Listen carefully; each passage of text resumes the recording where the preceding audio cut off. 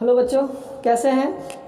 तो आज आपको मैं डिजिटल साइंस प्लेटफॉर्म पर जो मैंने वादा किया था आप लोगों से कि मैं आप लोगों को फिजिक्स पढ़ाऊंगा, तो आज मैं पहला चैप्टर को लेकर आया हूं। पहला चैप्टर आप लोगों को मैंने सिलेबस में पहले ही बता दिया है, जो कि हमारे डिजिटल साइंस प्लेटफॉर्म के यूट्यूब चैनल पर दिया गया है। आप सिलेबस को वहां से निकाल के देख सकते हैं। और आप लोगों से एक गुजारिश और भी करता हूं, इस वीडियो को ज़्यादा से ज़्यादा शेयर करें, ठीक है। तो आज हम इस पहले चैप्टर का इंट्रोडक्शन आज हम लोग देखते हैं। पहला इंट्रोडक्शन होना ज़रूरी है किसी भी चैप्टर का। तो पहला चैप्टर आप लोगों को पता है या नहीं पता है तो यहाँ देख लीजिए। पहला चैप्टर कौन है? इलेक्ट्रोस्टैटिक्स है। इलेक्ट्रोस्टैटिक्स से कितने मार्क्स के क्वेश्चन आते हैं? 8 मार्क्स के क्वेश्चन आते हैं। कितने मार्क्स के? 8 मार्क्स के। तो देखिए, सबसे पहली बात, इंट्रोडक्शन हमको जानने से पहले इस चैप्टर के बारे में थोड़ा सा हमको इसके चैप्टर का जो ये होता है शीर्षक, जिसको हम लोग बोलते हैं हेडिंग, वो एक इम्पोर्टेंट होता है, उनको जानना मेरे लिए काफ़ी ज़रूरी होता है। तो इलेक्ट्रोस्टैटिक्स है क्या? सबसे पहली बात, इसके वर्ड को अगर भी हम तोड़ते हैं, इनके वर्ड को तोड़ते हैं, देखते हैं ये 2 वर्ड मिलके बना है। कितने वर्ड? 2 वर्ड। पहला है इलेक्ट्रो, दूसरा है स्टैटिक्स। पहला वर्ड कौन है? इलेक्ट्रो, दूसरा वर्ड कौन है? स्टैटिक्स।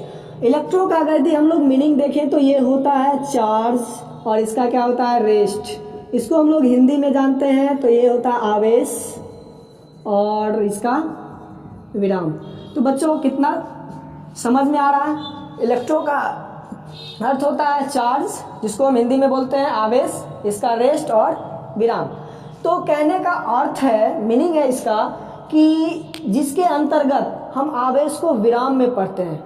आवेश को विराम में पढ़ने की जो चैप्टर है उसको हम लोग क्या बोलेंगे? इलेक्ट्रोस्टैटिक्स, या हम इसको आसानी से बोल सकते हैं विरामावस्था में आवेश के अध्ययन को हम लोग इलेक्ट्रोस्टैटिक्स बोलेंगे। समझ में आया?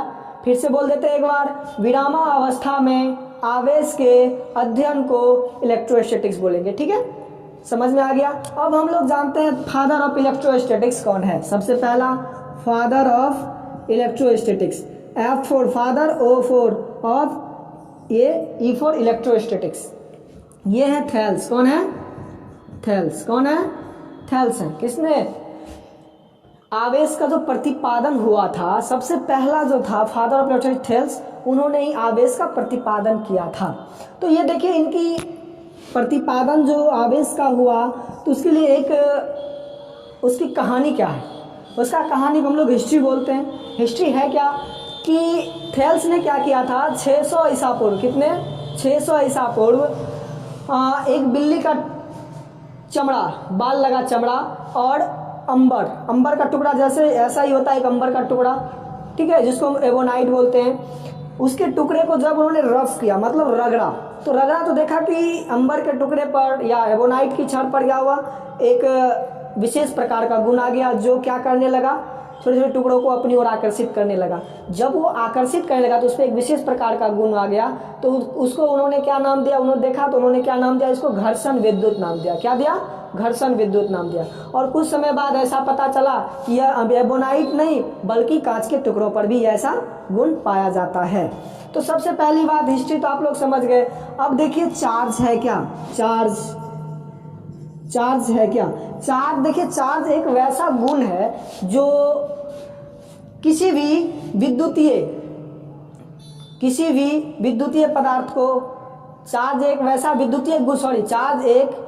विद्युतीय पदार्थ है जो अपनी ओर किन्हीं वस्तुओं को अपनी ओर आकर्षित करता है, उसको हम लोग चार्ज बोलते हैं। मतलब चार्ज एक ऐसा विद्युतीय गुण है जो अपनी ओर किसी वस्तु को आकर्षित करता है। समझ में आया बच्चों? चलिए, हम लोग चार्ज के बारे में जान लिया। अब देखिए, हम किसी भी एटम पर हम लोग चार्ज कैसे उस पर ला सकते हैं। आप लोग एनायन, एन कटायन पढ़े होंगे, धनायन एवं ऋणायन, ये पढ़े होंगे। तो उसमें देखिए, सबसे पहला हम लोग लेते हैं सोडियम को। सोडियम, देखिए, सोडियम का इलेक्ट्रॉनिक कन्फिगरेशन क्या होता है? 281। इसका इलेक्ट्रॉनिक कन्फिगरेशन 281, एटॉमिक नंबर 11। अब देखिए, ये आपका एक इलेक्ट्रॉन जो है, ये आपका 72 कक्षा में है।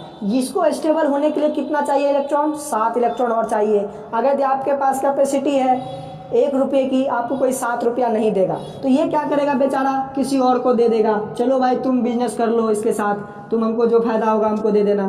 तो इसके पास एक डोनेट कर दिया, मतलब दान कर दिया, दान करता है तो इस पर जो दान करता है वो राजा होता है, वो हमेशा पॉजिटिव होता है, और सोडियम पर कौन सा चार्ज आ जाता है, पॉजिटिव। अब हम लोग दूसरा देख लेते हैं, एक क्लोरीन को देख लेते हैं। क्लोरीन का जो एटॉमिक नंबर होता है ये होता है 17, कितना होता है, 17। अब ये 17 का जो क्लोरीन का जो एटॉमिक नंबर है, इसको हम इलेक्ट्रॉनिक कॉन्फ़िगरेशन करते हैं 287।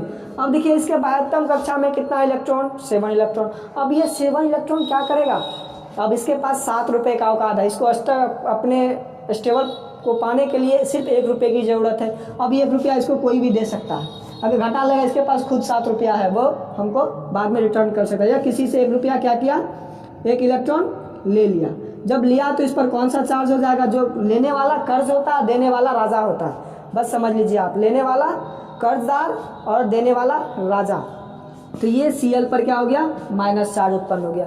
तो सबसे पहले हम लोग चार्ज को उत्पन्न करना सीख गए। अब हम लोग देखते हैं क्या कि चार्ज का जो पता लगाया, किसने लगाया था चार्ज का पता, ठीक है, चार्ज का जो पता है बेंजामिन फ्रैंकलिन ने लगाया था। किसने लगाया था, बेंजामिन फ्रैंकलिन। चार्ज का पता किसने लगाया था, बेंजामिन फ्रैंकलिन, बेंजामिन फ्रैंकलिन, ठीक है, चार्ज का पता बेंजामिन फ्रैंकलिन ने लगाया था, ठीक है।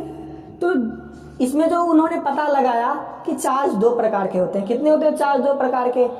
एक इलेक्ट्रॉन पर जो चार्ज पाया था उसको हम लोग बोलते हैं नेगेटिव चार्ज, और प्रोटॉन पर जो चार्ज पाया था उसको बोलते हैं पॉजिटिव चार्ज, ठीक है, समझ में आ रहा होगा।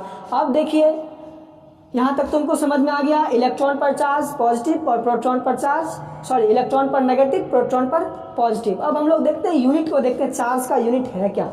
चार्ज का यूनिट किसी भी, अगर यदि हम लोग किसी भी चीज़ भौतिक राशि को देखते हैं, फिजिकल क्वांटिटी देखते हैं, उसका यूनिट होता है।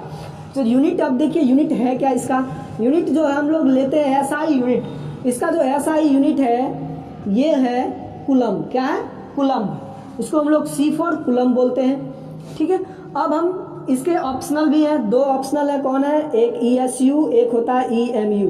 ESU for electrostatic unit, EMU for electromagnetic unit, ठीक है। तो ये होता है स्टेट कूलम इसका यूनिट, और इसका यूनिट होता है क्या, एब्सोल्यूट कूलम। क्या होता है, इसका स्टेट कूलम और इसका एब्सोल्यूट कूलम। अब इसके हम रिलेशन को थोड़ा जानते हैं, रिलेशन है क्या इनके बीच, रिलेशन देखिए, हम यहाँ कूलम ले लेते हैं, यहाँ पर ले लेते हैं स्टेट कूलम ले लेते हैं, और यहाँ पर क्या ले लेते हैं, एब्सोल्यूट कूलम ले लेते हैं, ठीक है। कूलम, स्टेट कूलम, absolute coulomb. 1 coulomb is equal to होता है 3 गुना 10 to the power 9 stat coulomb, और इस पर होता है 1/10 एब्सोल्यूट कूलम, ठीक है। मतलब 1 का 10वां भाग 1 कूलम के बराबर, मतलब 1 एब्सोल्यूट कूलम का 10वां भाग क्या होता है, 1 कूलम के बराबर होता है। और इसका 3 गुने 10 पे पावर 9 स्टेट कूलम बराबर क्या होता है, 1 कूलम के बराबर होता है। तो यहाँ से आपको रिलेशन जस्ट समझ में आ रहा होगा कि ये कूलम का 10वां भाग, इसका 10वां भाग, एब्सोल्यूट कूलम का 10वां भाग क्या होता है, 1 कूलम के बराबर होता है। और 3 गुना 10 to the power 9 stat coulomb के बराबर क्या होता है, 1 कूलम। मतलब इतना इजी, इतना एक स्टेट कूलम बराबर इतना कूलम। तो आपको जनरली भाषा में समझ में आ रहा होगा कि सबसे बड़ा इसमें कौन सा यूनिट हो गया, एब्सोल्यूट कूलम, और इसके बाद कूलम, और इसके बाद स्टेट कूलम, ठीक है। तो आपको यहाँ तक समझ में आ गया। तो ये था इनके बीच एब्सोल्यूट कूलम और स्टेट कूलम के बीच रिलेशन। अब देखिए हम लोग को जानना है कि चार्ज का सबसे बड़ा मात्रक कौन होता है। चार्ज का सबसे बड़ा मात्रक होता है फैराडे। क्या होता है, फैराडे। चार्ज का सबसे बड़ा मात्रक, चार्ज का सबसे बड़ा मात्रक फैराडे। क्या होता है, सबसे बड़ा यूनिट फैराडे। फैराडे। अब देखिए faraday, 1 faraday is equal to होता है क्या, 96,500 कूलम। मतलब 1 फैराडे इज इक्वल टू होता है 96,500 कूलम। कितना, 1 faraday is equal to 96,500 coulomb. और चार्ज का जो सबसे छोटा मात्रक होता है, सबसे छोटा मात्रक, चार्ज का सबसे छोटा मात्रक होता है फ्रैंकलिन। क्या होता है, फ्रैंकलिन। अब देखिए 1 franklin is equal to 1 stat coulomb होता है। क्या होता है, 1 franklin is equal to 1 stat coulomb होता है। 1 franklin is equal to 1 stat coulomb. अब देखिए 1 stat coulomb is equal to क्या होता है, वन स्टेट कूलम यानी 1 कूलम इज इक्वल टू क्या होगा, 3 गुना 10⁻9 स्टेट कूलम होता है ना। अब हम लोग यहाँ से देखते हैं, चूँकि 1 कूलम इज इक्वल टू 3 गुना 10⁻9 स्टेट कूलम होता है। अब देखिए 1 stat coulomb is equal to क्या हो जाएगा, अब देखिए 1/3 गुना 10⁻⁻19 कूलम के बराबर के क्या हो जाएगा, 1 स्टेट कूलम क्या हो जाएगा, 1/3 गुना 10⁻⁻9 के कूलम के बराबर हो जाएगा क्या, 1 स्टेट कूलम। मतलब अब देखिए स्टेट कूलम मतलब 1 स्टेट कूलम बराबर 1 फ्रैंकलिन होता है, तो इसीलिए 1/3 गुना 10⁻�9 coulomb is equal to 1 franklin होगा। समझ में आ रहा है यहाँ तक? चलिए यहाँ तक जब समझ में आ गया तो अब हमको एक चीज़ और जानना है आज इंट्रोडक्शन में, कि इलेक्ट्रॉन पर चार्ज का पता आप लोग को मैंने पहले बता दिया, किसने लगाया, बेंजामिन फ्रैंकलिन ने। और इलेक्ट्रॉन पर जो चार्ज था वो कितना आया, इलेक्ट्रॉन पर चार्ज आपको याद रखना है, इलेक्ट्रॉन पर माइनस चार्ज होता है, नेगेटिव चार्ज, इसीलिए वो है -1.6 गुना 10⁻⁻19 कूलम के बराबर होता है। और प्रोटॉन पर जो चार्ज होता है वो पॉजिटिव होता है, क्या होता है, पॉजिटिव होता है,